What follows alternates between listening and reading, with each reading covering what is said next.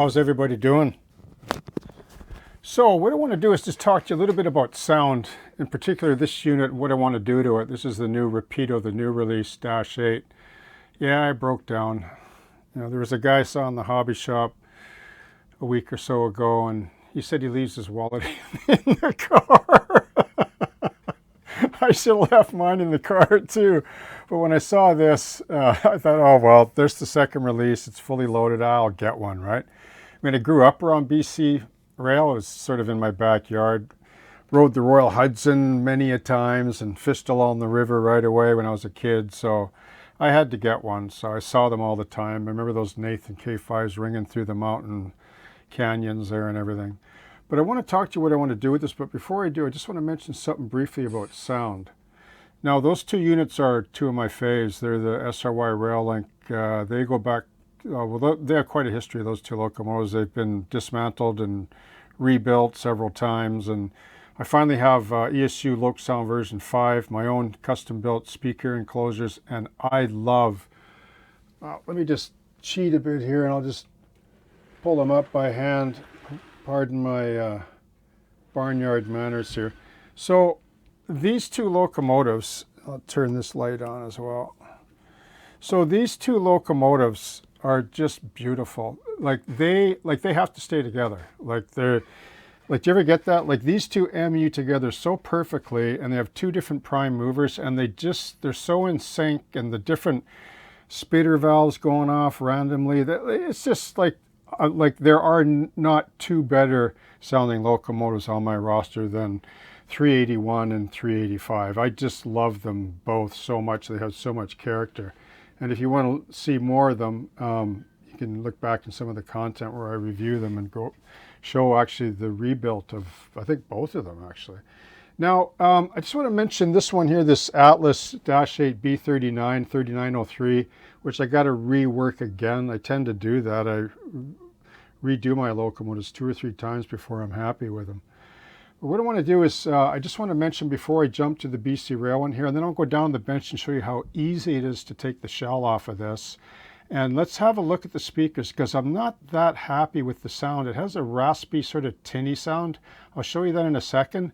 But before I do, listen to the horn quill on TCS. Like TCS just can't be beat. They have the best horn quill there is compared to Tsunami 2 or even ESU Loc Sound. But have a listen to this just for a few seconds there.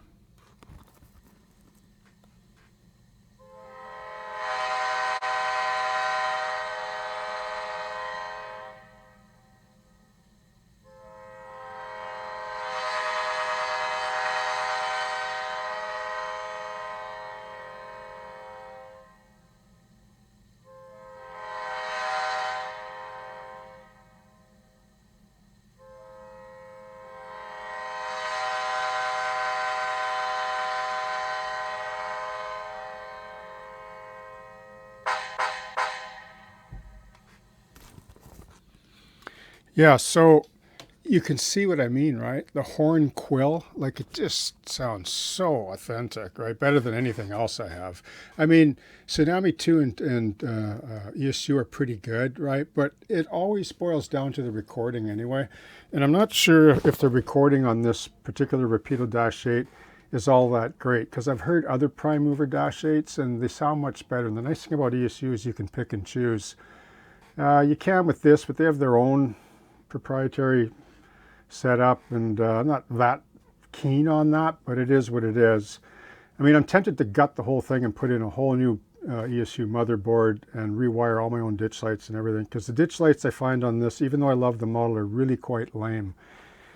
Let me just see if I can just pull that up here. Select loco on the NCE here. 4621. Okay, just wanted to show this quick so you can see right here. This is my old favorite, my Kato Atlas Kit Bash SD38AC. There are really no particular models because they were pretty rare. This is the only one that's operating in Canada right now, by the way. It still is running. Like all the SRY, they're all from the 70s, all still reconditioned, rebuilt, all running and working like they always did when they were first born, you know. But anyway, that's why I love EMDs. But anyway, I have a soft spot for some GEs too, but you can see the light difference. Like that's as bright as the headlight is on the Rapido-8. Like I wish it was bright like this one, right? And you know why it's not? It's because they used a light bar. I'll show you that, right? Like you'll see, right? I'll point that out. I'll just show you the inside of it. Now the ditch lights are pretty good on the pedestals. Those look good. The rock lights, they should be brighter. I know BC Rail. I grew up around them. They weren't underwhelming like that. They would blind you coming at you like that. You'd be blinded, right? So, I mean, it's not even close to what I think they should be really. So how do you fix that? Well, you do your own, right? You gut the locomotive and you do your own, or you just live with it. So anyway, it's no rush on that one, but I still like the unit. But you can see why I do my own ditch lights. Well, this is why I like to do my own locomotives, so I can do it my way, right? But anyway, they're still really nice locomotives. I'm glad I have one, but we'll have a look inside of it.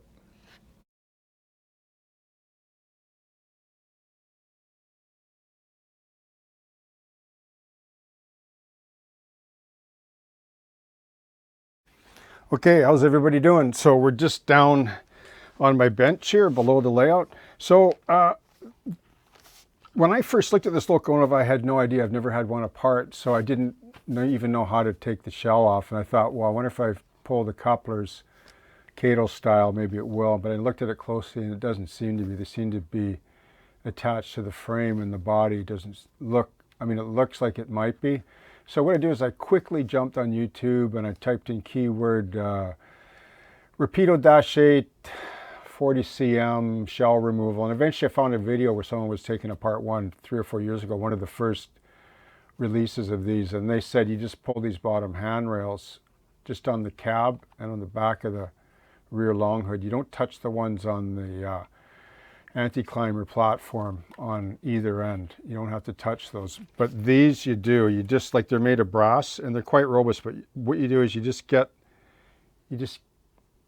pop them out like that. You just work them gently. Sometimes you can use tweezers, but if you're going to use tweezers, be careful you don't chip the paint off of them if you're not going to repaint them or whatever.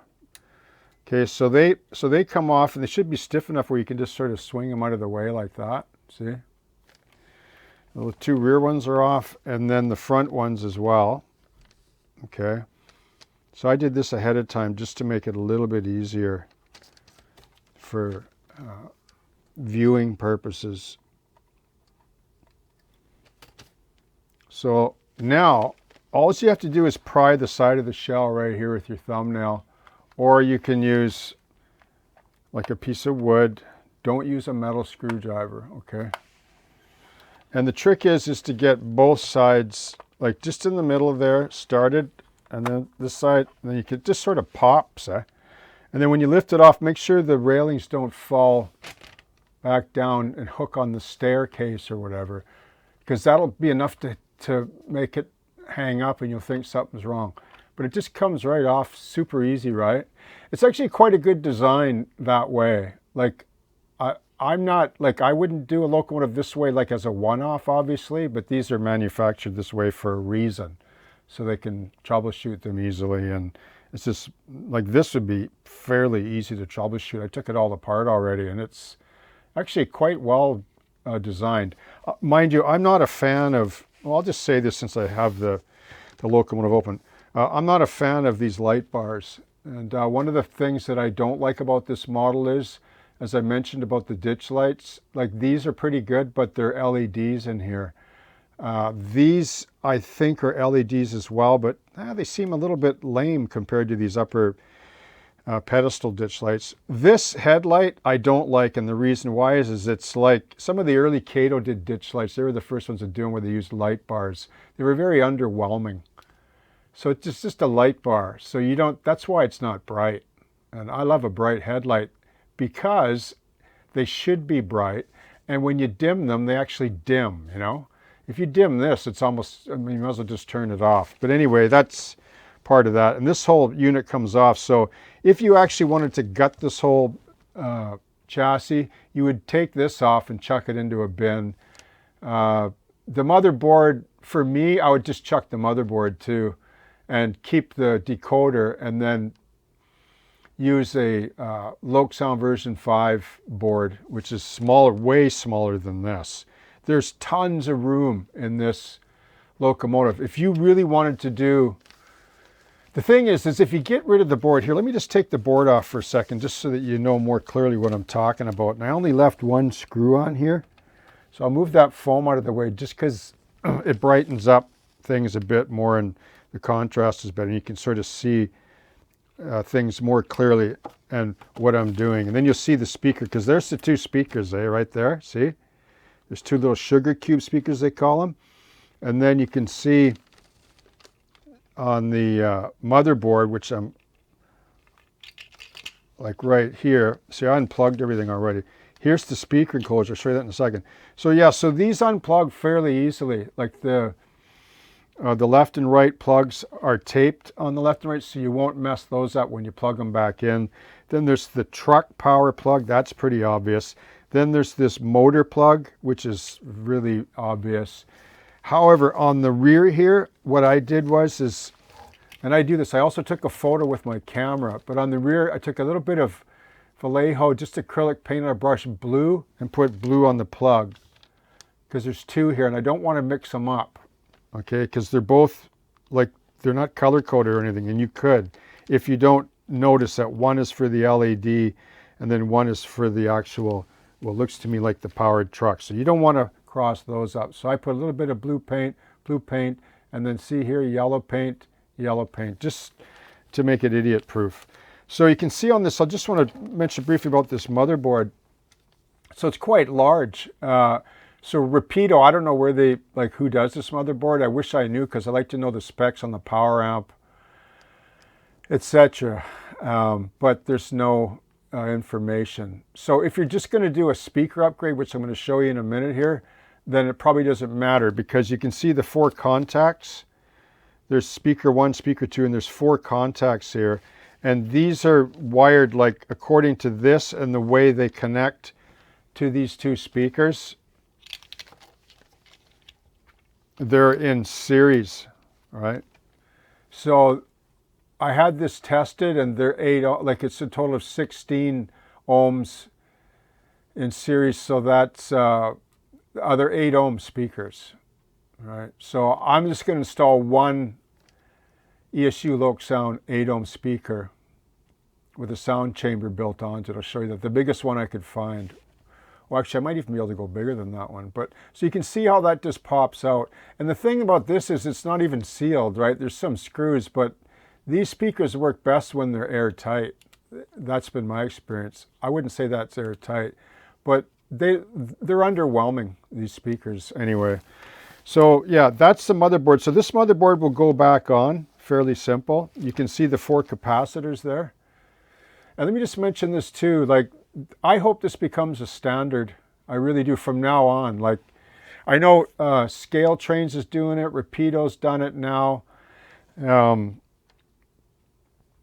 Is Athearn Genesis doing it too? I know that Soundtracks offers options you can plug in, but I think that they should all think about that. You can build smaller boards than this, motherboards, because ESU does it. I don't have one handy, but they have 6 of these, and it's smaller than this, a smaller footprint.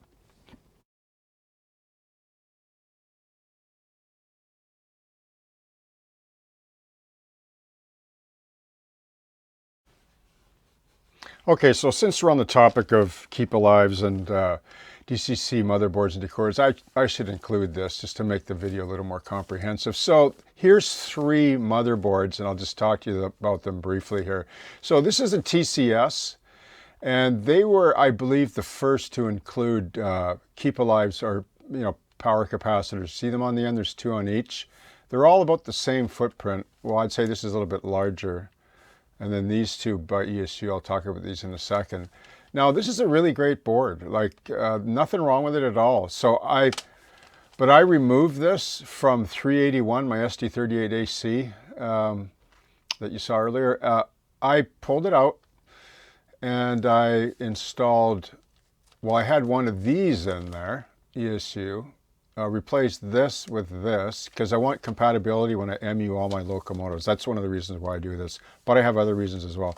And then I pulled that one out and I put this one in, and I'm glad I did because it's ESU Loc version 5, and this has 6 capacitors compared to this TCS one that has 4, but still really great. Like if you're into steam, like, well, look, the diesels are good on these too, but they're baked in, the sounds. You can program at ESU anything you want in here, and they have lots of choices of sound files, etc. But you can't do that with these. They're baked in. They won't let you touch it. And so anyway, still pretty good if you're into that. And if you're into steam, these are really hard to beat. And like I demonstrated earlier on the B39-8, they have the best horn quill. They really do, okay?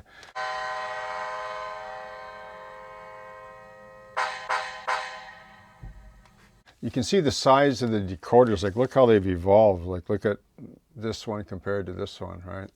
This green board and then the blue one on this. Okay, so here are the two TSU Loc sounds. So quickly, I'll just show you what they are. So this one is the 58821 Loc 5 DCC Direct Generic Sound Motherboard Decoder, right? These are great. There's nothing wrong with them. But like I say, I'm changing mine over for more reasons than one. One is I have a lot of buried track. I got the barge ramp, the ferry, big parking lots and crossings, and I just don't like flickering ditch lights. And I don't like stalls when I want to operate, you know, for, let's say 15 minutes after a hard day. You want the whole operation to be flawless because it just feels more immersive and satisfying. And if it stalls because of a brown out or dirty spot, this will avoid that, and it makes the experience much better. You can get on with your day or whatever. So yeah, so notice, so this came out after this. It's sort of, you know, both like the same boards really, but you can see how they've changed the configuration on the soldering pads, and they had to do that for a reason. I find this one to be really easy to hook to solder. Like look at the space on the tabs on the end. Okay, very similar to this TCS, how they're on the end too, right? Okay, but what a great board it really is. However, those I'm migrating into other locomotives maybe that I don't use, or, you know, just as a stand alone, or just because there's nothing wrong with them, right? Okay, so because we're on the topic of keep alive capacitors, I really love this board. See how there's 6, right? See the thin profile of that? 6 capacitors, right? So the one thing you got to be careful about this board is too, I should mention, like, be careful when you push these onto sort of prefixed kind of motor mounts, because see how wide this rectangle hole is here? Excuse me. So they sort of put this capacitor in there, but it's thinner, see? It's narrower. And I pushed one of these down onto a board. I thought it would fit. I didn't want to shave the clip, like the wedge, to make it fit. And it pushed this capacitor over, and I broke the leg on the capacitor. Ouch, right? So yeah, you want to be careful about that. But I usually use evergreen sheet, see the standoffs, and then I just mount my own.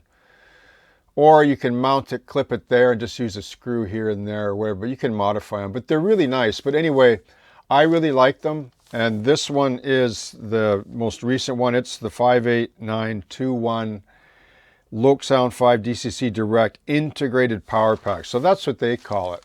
And I love them. Like I say, all my locomotives, when I MU a lot, I run 2 or 3 together. So the compatibility is so nice. And when I'm programming them for lights, etc., then I'm all on the same page, if you know what I mean. But let me just say this in closing. There's nothing wrong with these TCS either, right? Like, they were the ones that did this first, but I think that they should all go to these styles now, okay?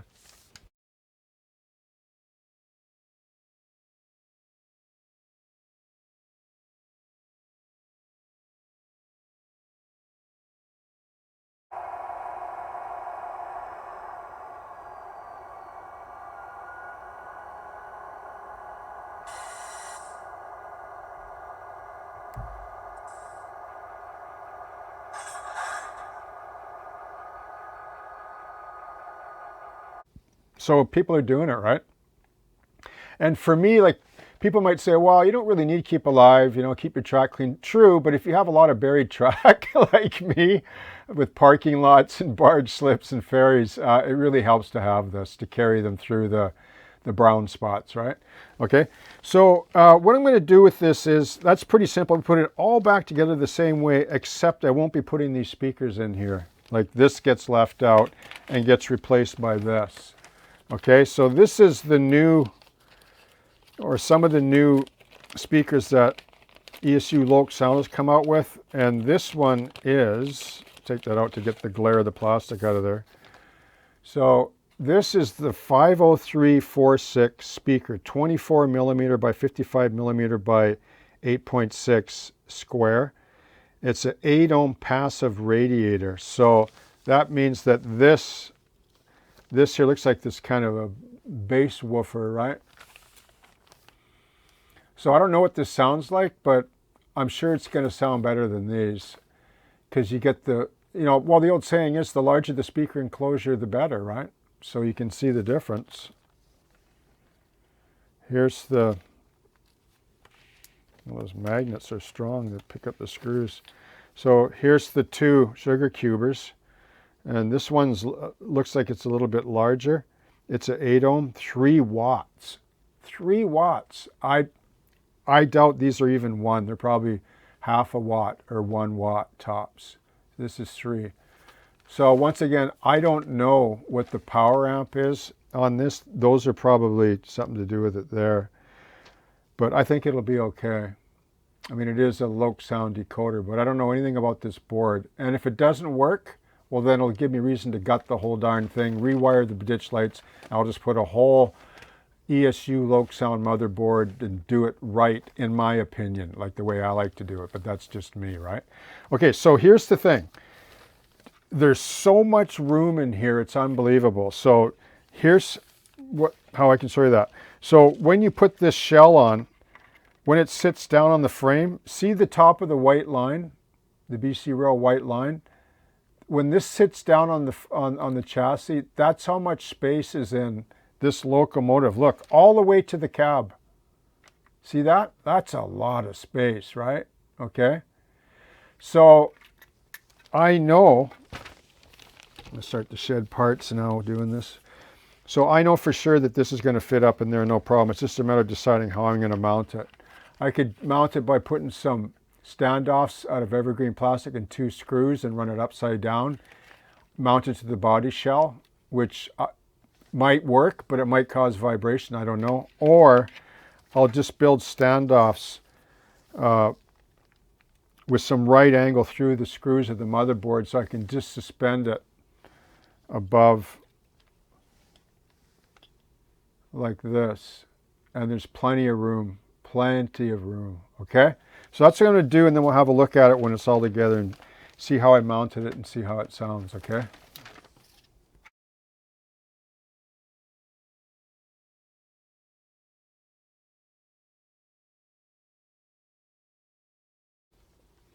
Okay, so I just want to show you how I'm building up this speaker stand, if I can call it that.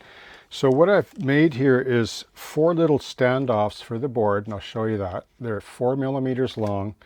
And all I did is I just took 1/8 tube number 224, and I just cut a bunch on a piece of plywood. I just measured 4 millimeters on the plywood and then just rolled the tube down the full length of the blade carefully. Cut 5 or 6 of them, and you get 4 good ones, and just line them up. And if they're fairly, you know, even with each other, then they're good enough to go, right? Then I took some of this 296 angle for this part here. See this? This is really simple to do. Actually, it's easier than I thought it was. So there's the standoff, see? So I took out the old speaker box, which was, let me just show you the speaker box too, because it might make more sense. So this speaker box, like the thickness, like that was the spacer between the motherboard and the frame, right? So that's 4 millimeters. Okay. The thickness of the board, like the board sat on top of this, and then those touch points that I soldered the 2 wires. So I just soldered one from that and that on the board. So I'll be hooking up my wires. Like there won't be two speakers, there's only one. So I only need the two, speaker one, speaker two, that goes to the board. The other two I ignored, right? So that's already done right here, see, with the wire. It's already done. You got to put that in first, the plug. Okay, so you can see the standoff. So basically what I do, I'll show you how I put this one in. We'll take this last one. I just take a pair of tweezers like this. It's always nice if you don't have to glue anything, if you can actually, remove it for maintenance down the road. So I just lined up these angle pieces and then I just drilled holes, right? But anyway, so I just drilled holes in there, right? And then I, just made a pencil mark so they lined up. And if they don't fully line up, then just take a number 11 and ream it out some more.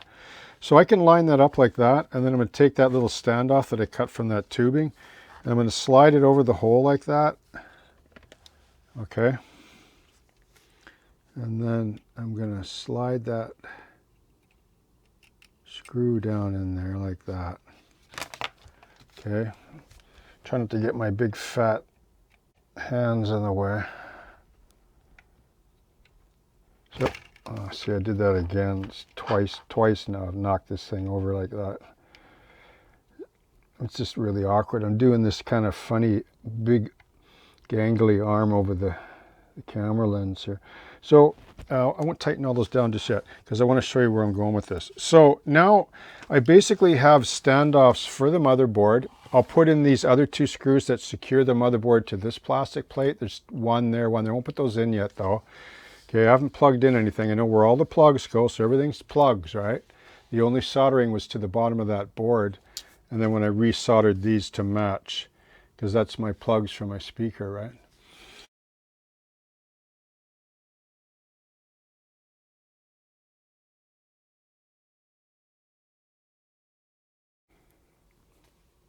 Okay, so the speaker installed. So just a couple things. So I don't know why I did this. When I soldered the two speaker wires on the bottom, I'm such an idiot sometimes, I just see things plainly and then I do them backwards. Maybe it's dyslexia, I don't know. But so I just had to change the wire. Like I had one on the negative and the other one on the other negative. I thought, no, just speaker one, positive, negative on the bottom of the board. That's it. Simple, right? Because you're only running one speaker anyway. So there's the plug. This plugs in. It works perfectly, and man, does it ever sound good. Now here's the thing, it sounds way better than those other speakers. So here's the thing, so remember how I did those standoffs right there, see? So I thought maybe I might have room to, raise this, I should show you the number again, speaker 50346, right? So it's the passive radiator, it's called, or sound chamber, 8 ohm. So this fits perfectly here. Like, look at this. Like, there's room in there. There's a good 1/16 of an inch. It doesn't touch the decoder. You don't want this to touch the decoder, okay? Because of vibration, like I held this in my hand and it was just like vibrating, like, because the sound chamber, this thing's pumping out. Like it's got a nice bassy GE thumping sound to it now. The way it sounds the way it should sound. Now I'll also say this too. This is not the best recording in here. I've heard better, but on ESU's site there's a myriad of choices of prime movers. So you just got to go through until you pick the right one. But this is already programmed by Rapido, and apparently if you change it, they only give you one chance to put it back, and then that's it, because they have I don't know, they have their own patent, but I don't think it's the best recording. I think some of the ESU ones are better. But anyway, this really dramatically changes things. So you can see it doesn't touch the capacitors there either. See that? See? There's a gap there and a gap there. This speaker is made for this locomotive. It is perfect. Like, I don't know if they thought of that. Maybe this wasn't out yet, but man, am I glad I did this. Okay, so here's the one thing that I did that will be okay, that I probably could do better, okay? So this, like I could have engineered this better with maybe some right angle and then, could have a clamping system, so it's easily accessed. Like if I ever need to take the motherboard off, all I have to do is, like, there's only 2 spots of CA. There's a spot of CA right in there, and and on the other side, I already tried it once and I was able to take it out. So this fits into these channels really tight, and it needs to, because this needs to be a solid foundation, because of this speaker pumps out pretty good, right? It's 3 watts, so wait till you hear it. And then what I'm going to do here is I'll show you right now. So I used just a spot of CA, one right there, just on the inside, just this little small spot and a little spot, and I pushed the speaker. You can see it sort of wedges the plastic out a little bit, but I love that because it's tight. Now what I'm going to do is I'm going to take a little bit of matte medium, right? Remember? I use this all the time, and I'm just going to, I'm going to let this dry overnight. I'm just going to put a bead along the top of this channel here against the speaker, and I took a little sanding stick and I just roughed up the black ESU plastic case just to give it some tooth. And now I'm just going to put straight matte medium, but don't flood it in, just put a bead, because you got the CA clamping. Remember clamping? Use CA to clamp, and she's good to go. But this will ensure a nice vibration-free, beautiful, I should use ESU's terminology, passive radiator 8-ohm speaker, okay? 50346, made for the Rapido -840CM. Yeah, I just really love it that it fits nice like this. It couldn't have been any better in terms of the dimensions of it. So I'm going to let that dry overnight, and then I'm going to put the shell back on. And just before I do, tomorrow, see this, the exhaust stack here? That's really the only opening here. Like, there's no vents on the side really. So now that I've taken this out, like this block out of the frame, the sound will go down through and out through the truck and up out through that opening, because you can see how the big boom box here oh sorry, see how this lines up. Now the sound can pound out of here, it can vent out. Okay, it's right in line with this. All right.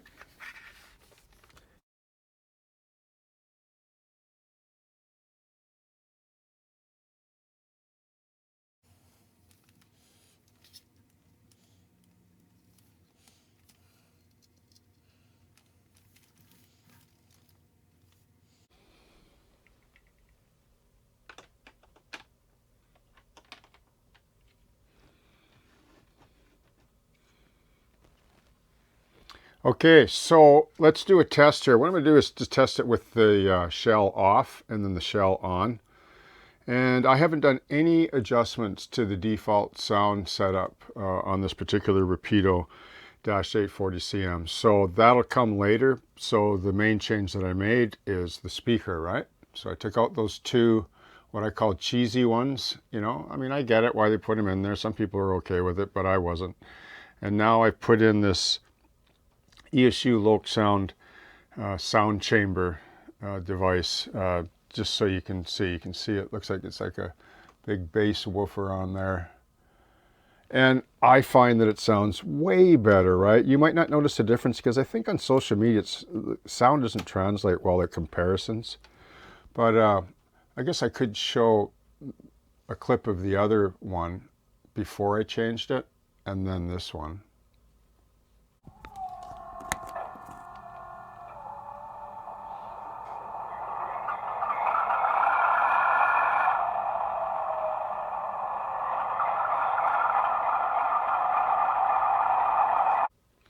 Okay, so let's put the mic beside it and let's hear what it sounds like. So I think the horn's a bit loud, but boy, does it ever sound better than the prime mover does.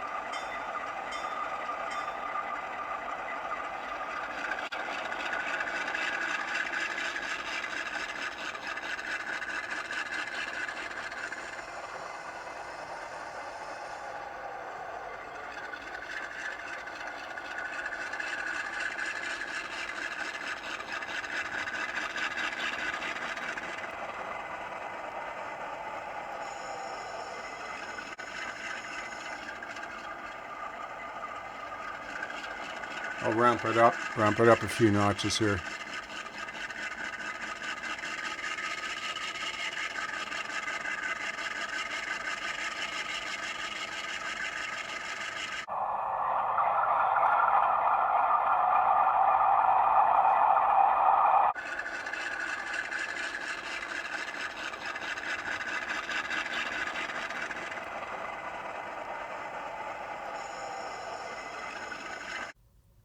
GEs don't normally have a, like certainly don't have that EMD sound to them, but I find that the sound is really quite dramatic increase. The lower thumping, just that, the way GEs are when they idle. Now, I want to try it with the shell on, okay? So what I did here was I took off all the handrails because I'm going to paint this. I popped all the windows out and stuff like that, so figured, since I'm this far, I might as well.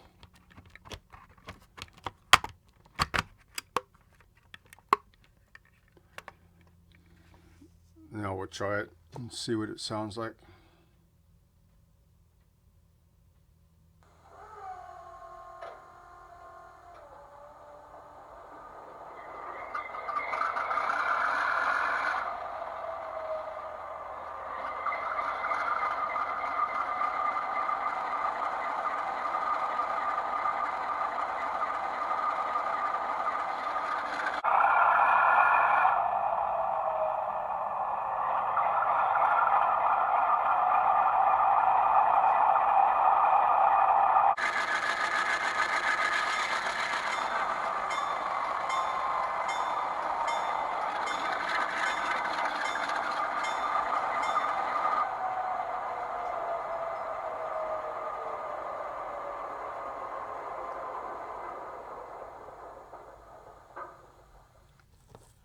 So that's done, and I think it's quite a significant change in sound in that lower end thumping that the GEs are known for, especially the prime movers in these Dash 8s. So that's that step done, which I feel a lot better about. And like I say, the lights I'm not super keen on, but I can maybe address those later.